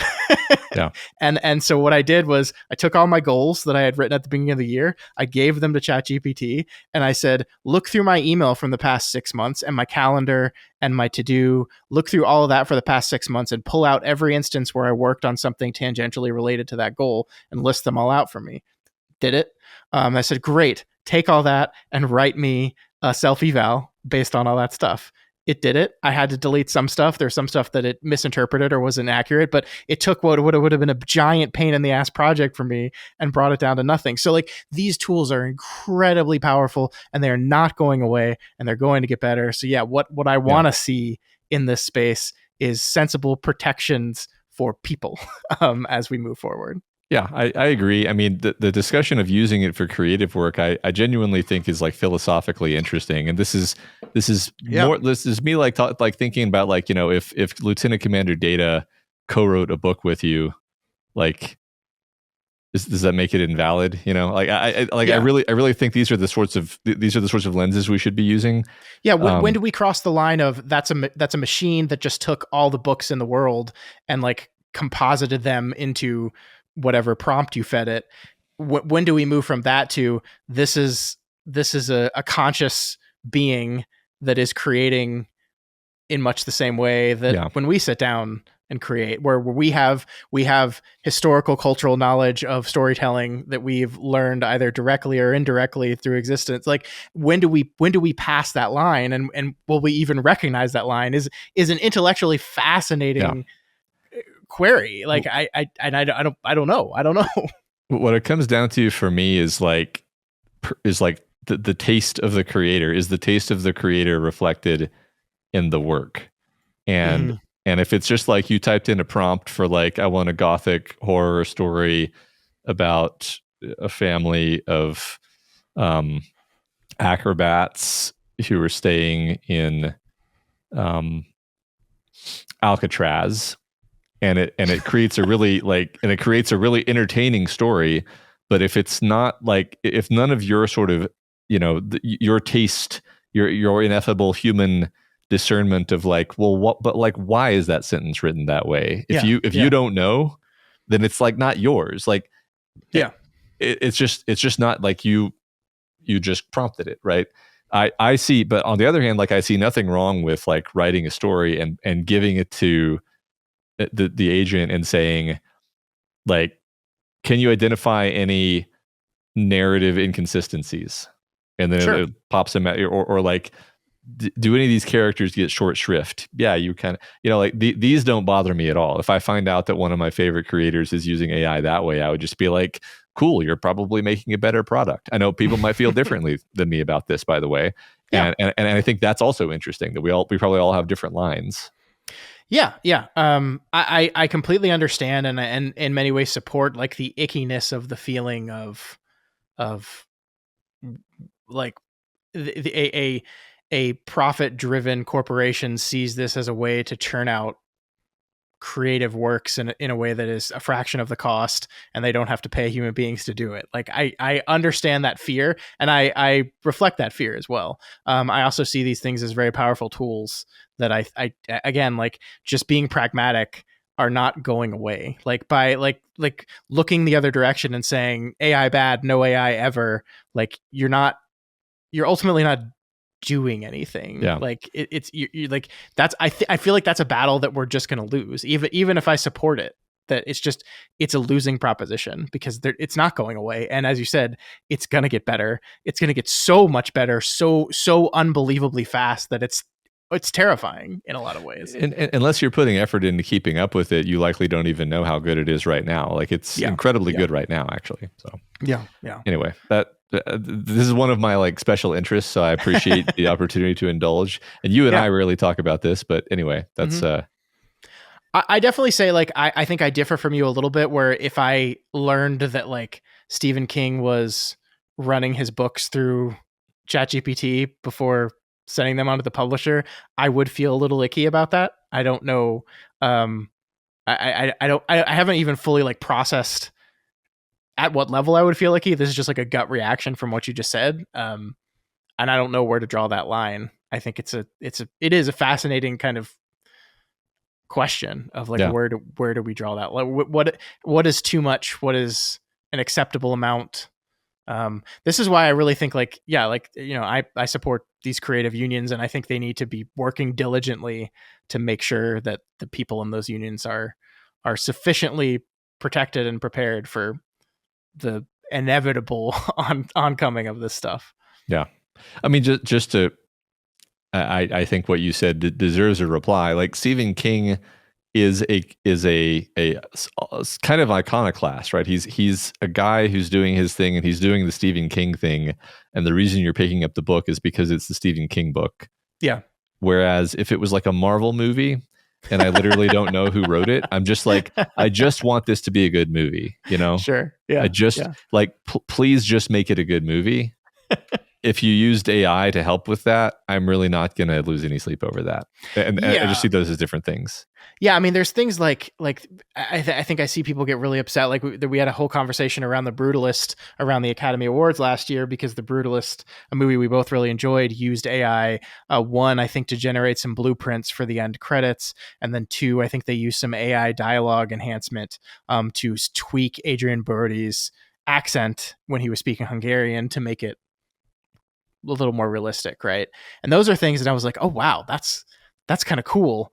And I like my initial reaction to it is that's cool, and then my second reaction to that is like, oh, so like how much of his performance is his performance then, and where do we draw that line, and how like I mean this is all like it's a new frontier, and it's equally exciting and terrifying. Yeah, it's weird. Again, the lines are so weird and indistinct because even if they had just said, yeah, we used algorithms to enhance his Hungarian accent, I feel like that would have created like 50% less of a reaction. Yeah, AI has become a buzzword, and yeah, like so much. Like I am in the IT field, and like every single security tool we get says that it's enhanced by AI, and like you dig into the contract and like what does that actually mean? Like when you say AI, do you really mean AI, or you just mean like smart, like predictive kind of learning stuff? Like it's you use computer programming.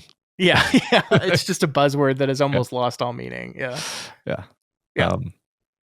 Cool. You're right. Yep. Cool. All right. Next question was from Baby Can You Dig Your Sam? If you had to be roommates with 4 other people, which fictional characters from movies, TV shows, or books would you choose? Oh, God. So they asked 2 questions. They asked 3 questions. Okay, that was the first question. 4 roommates. The Seinfeld gang.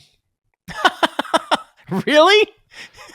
Those people are terrible. I feel like it would create a lot of great stories, which is basically what Seinfeld is, you know? I mean, that's true. Well, that's not fair because I thought we were supposed to pick like one from each thing, and then you just kind of cheated that way. So then I'll do that too and say the Scoobies from Buffy. There you go. Yeah.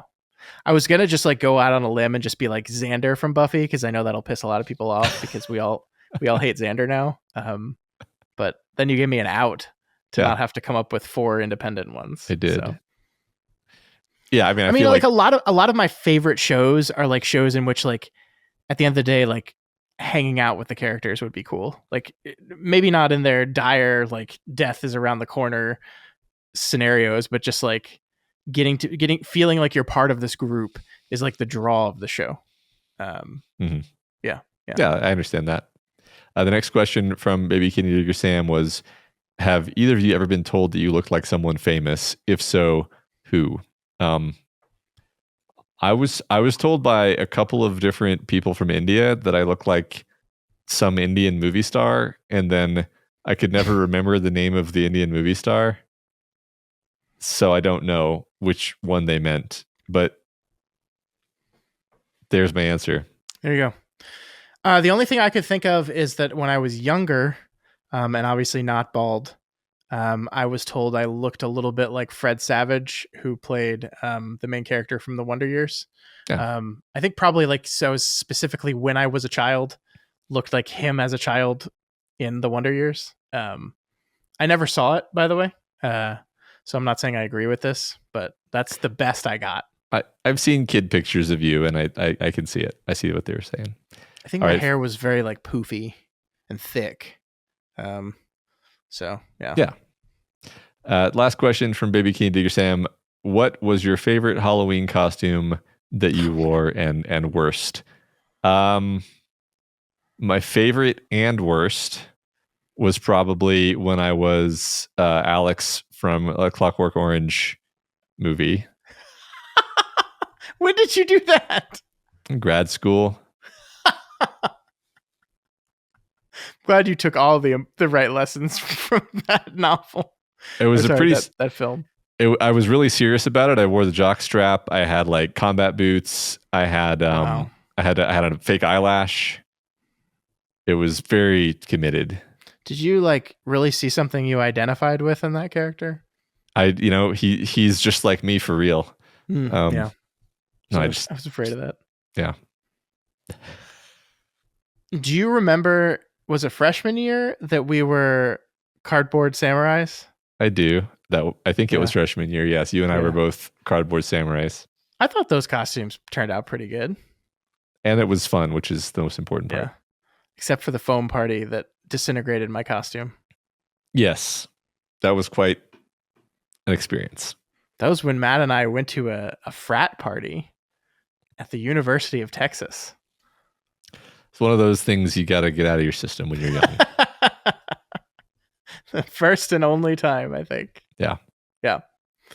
I don't know, I was also a Ninja Turtle in college. Me and my roommates were all Ninja Turtles and looked pretty good. Yeah, that's cool. Yeah. I had a pretty sick Edward Scissorhands one year, but I remember that. I remember seeing pictures of that. Yeah. Yeah. That's about all I got, though. Yeah, I didn't do a lot of Halloween costuming outside of being a kid. I think I was like a pretty sick vampire when I was a kid. We were make our own costumes family when I was a kid, so my mom would always construct ours to my everlasting jealousy, because I was a Ghostbuster one year, but my Ghostbuster was like a jumpsuit handmade by my mom to have the patch, and my friends' jumpsuits were like the official licensed Ghostbuster costume. And because you're a small child, you were just eternally jealous of your friends who got to have that stuff. Yeah, my mom made me and my brother Scorpion and Sub-Zero costumes one year. Nice. I don't think there was any way you could have possibly purchased a Scorpion and Sub-Zero costume at that point in time. No, probably not. I bet you could now, though. But you could now. Cool. All right. Next, we have DJ Nadelko, who says, what is the most convincing ghost story or psychic experience someone has shared with you? Some people are adamant they see someone sitting at the end of their bed, or they've gone to a medium who tells them things their dead loved ones want them to hear. Coming from someone who doesn't believe in ghosts or talking to the dead, I really want some of the things people tell me to be true, but I just can't configure it. You have an answer for this one, Matt? I mean, I've talked before about how I basically turn into a giant asshole when this happens, because people will try to tell me this story, and I'll either have to be like, or I'll start asking them questions. And I always ask, if I ask questions, I'm just like, oh, okay, so it was actually nothing. So no, I don't have any. I've never heard a story that I found convincing. Yeah, I mean, that's kind of my answer too, is that the answer is none. Like, I just, I don't know too many people that are like adamant that this stuff is real and exists. But yeah, every story I've been told, I've just like, oh, well, that's clearly that's not what happened, or like, it just, I'm with you though, DJ. Like, nothing would make me happier than someone to prove this shit is real. Like, I would love it. I mean, I would be terrified of it, but I would also like love it. Like, I kind of want someone to come to me with a convincing story that I can actually buy and believe, that is inexplicable outside of that very specific experience. But yeah, it's just never happened. I mean, it's fairly typical that I will dream about people who have died shortly after they die, and it's like, on some level, that feels like they are visiting me, like one last time, and then there's a sort of self-fulfilling prophecy element of that, where it's like, well, if you kind of think that's what's happening, then that kind of becomes what's happening. But yeah, I mean, if you ask me if I believe that they're visiting me, I don't really believe that. So. Yeah. Anyway. Yep. All right. All right, next one. You're up. Yeah. All right. Don Zest says, what is your favorite instance of a long-awaited sequel or reboot? Such a timely question, since along with the Dr. Sleep read-through, the good Lord has brought us Happy Gilmore 2 and Alien Earth in August 2025. long awaited being the operative word here. I'm gonna choose to go with Blade Runner 2049. Fuck you. That was mine. I just can't think of anything else that like took a long time to happen and then was good, you know? Mm-hmm. Yeah, it's interesting because like long awaited, like it wasn't long awaited for me because I watched Blade Runner and was mostly like, that's fine. So like I wasn't like eagerly saying like, God, they need to make more Blade Runner. I need this now. But like there were a lot of people that were, and man, I do love Blade Runner 2049 so much. I really do. That's such a good movie. I need to rewatch it. Every time we talk about that movie, I'm like, I need to rewatch it, and I haven't, but I really need to. Yeah, let's just do another Doofcast episode about it. Sure. The last one, I think we had Michael on, who hates it, so that was a bad choice. Yeah, we need to do a mulligan on that one. Yeah. I can't think of anything else. Like, I think I am usually like pretty disappointed by these kind of like reboots, legacy sequel things. They usually don't have a lot of soul to them. Like I haven't seen Happy Gilmore 2, but I've heard just very bad things about it actually. Yeah. Okay.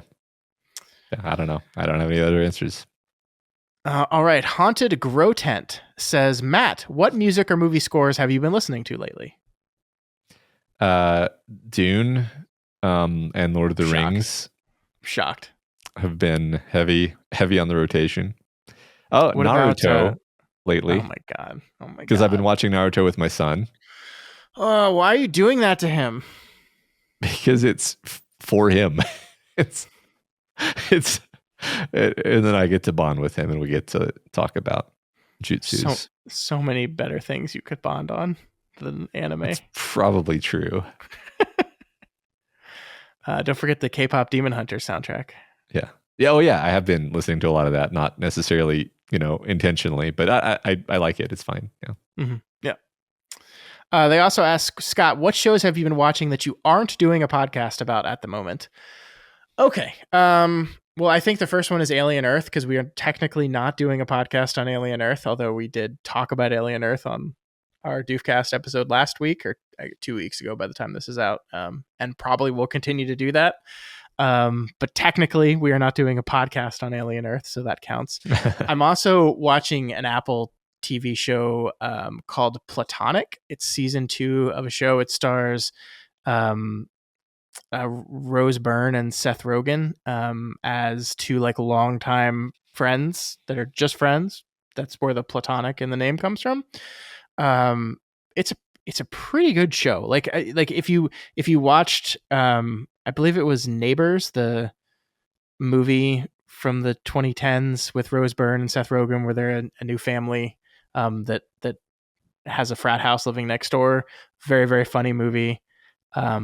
Those two had such great chemistry in that movie, where they were a married couple, and that they kind of just said, let's take that chemistry, that dynamic between these two people, and then just drop them in a new show concept. And it's been delightful. I enjoyed season 1. I'm really, really liking season 2 so far. I didn't think there was going to be a season 2. I thought it was done, but I guess Apple threw them more money. So they made a second season. So it's like just one of those things where you get like a push notification on your phone. It's like new episodes of Platonic. It's like, what? Okay. And I've been really enjoying that one. So strong recommend if you happen to have an Apple TV subscription. Cool. Great. The Man in Black 19 says, if you won the lottery, would you revive Kingslingers and work through all his works after Flanagan's Wake ends with the occasional series for Flanagan's posthumous releases?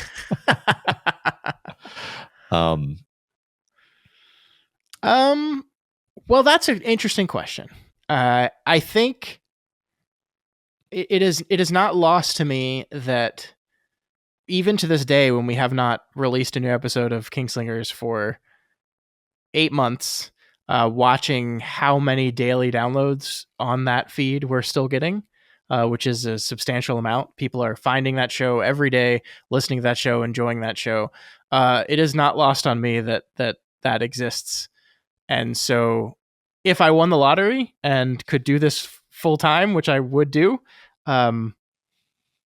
I would probably say, hey, maybe we can do some more episodes on some more Stephen King books.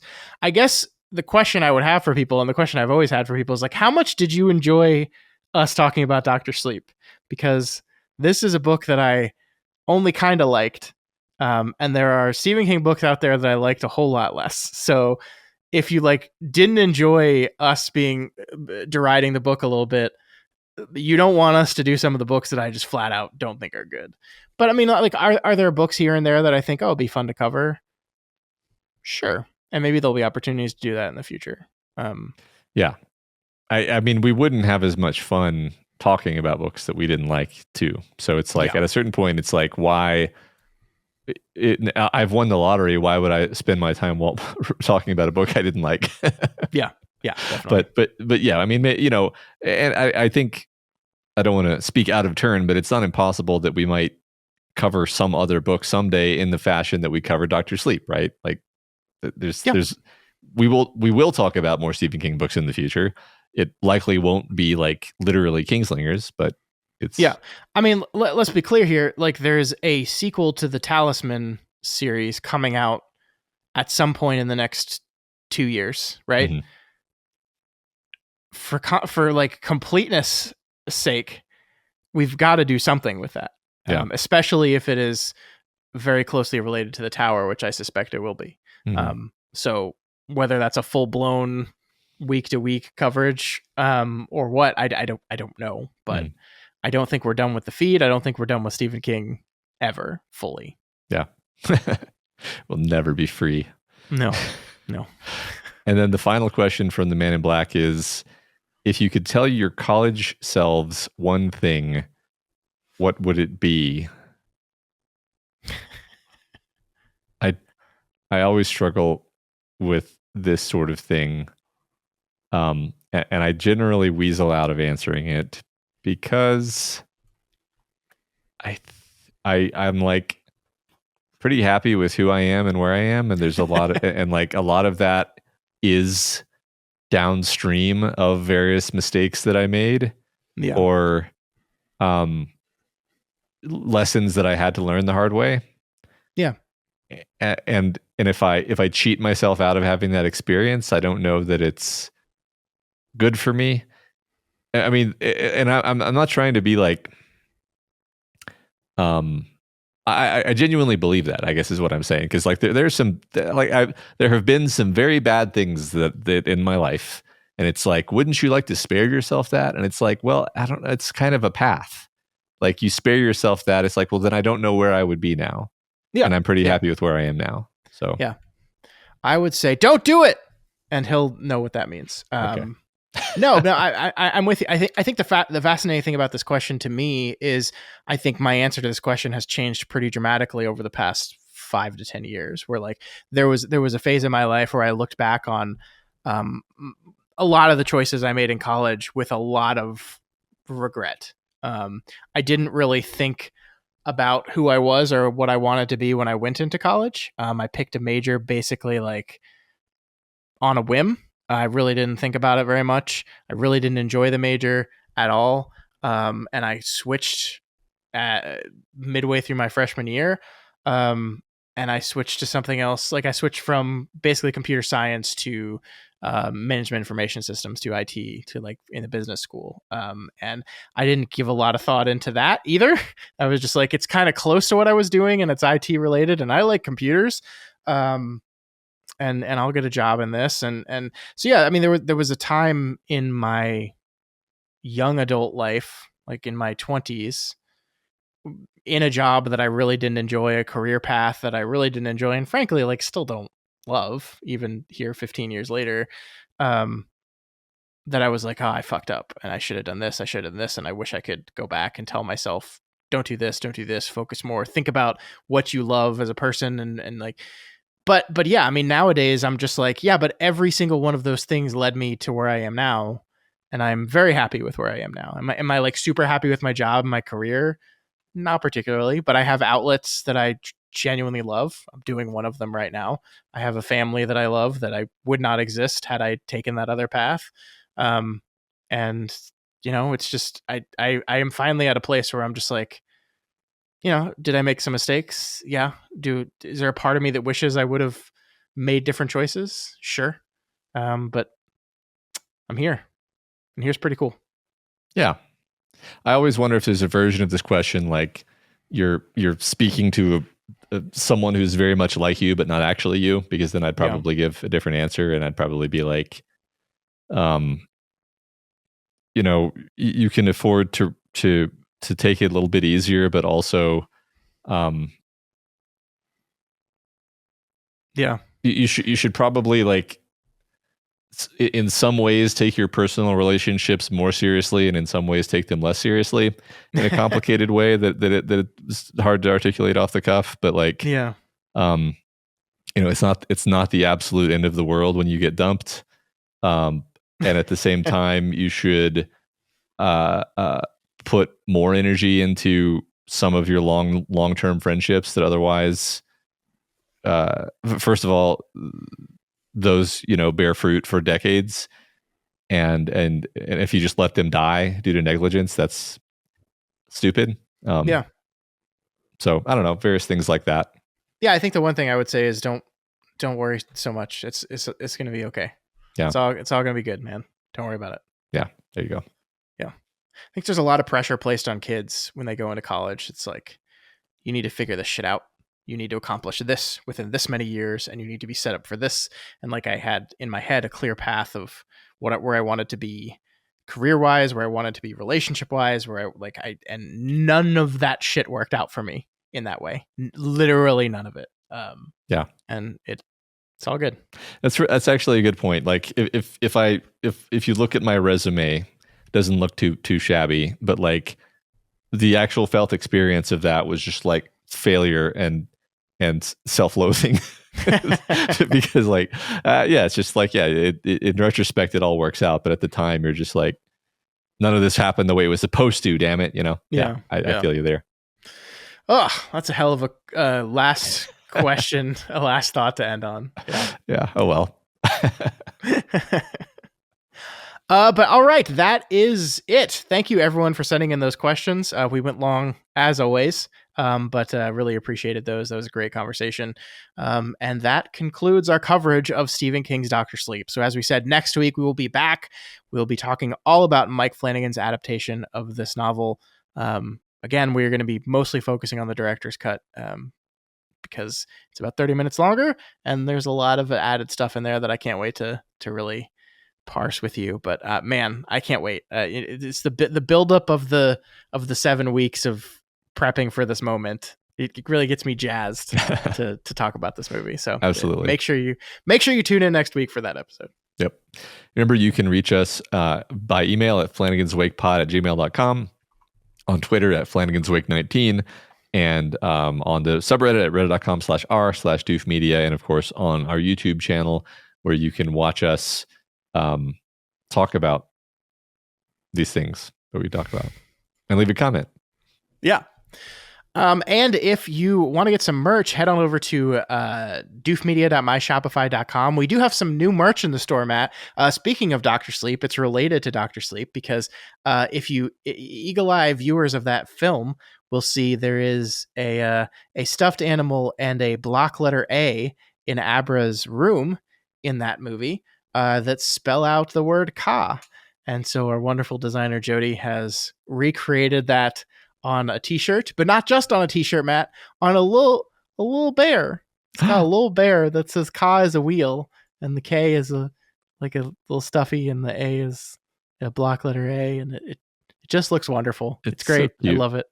Head on over to doofmedia.myshopify.com and find that and all of our other merchandise, especially my favorite thing we sell, which is a t-shirt that just says "Not Sane" on it, which is just the best thing we've ever done. Because it's hilarious. It is great. If you like Flanagan's Wake and you want to support us, then please consider donating to our Patreon at patreon.com/doofmedia. You can catch up on all 43 episodes of Freeman Bros. Where Matt talks about AI for days.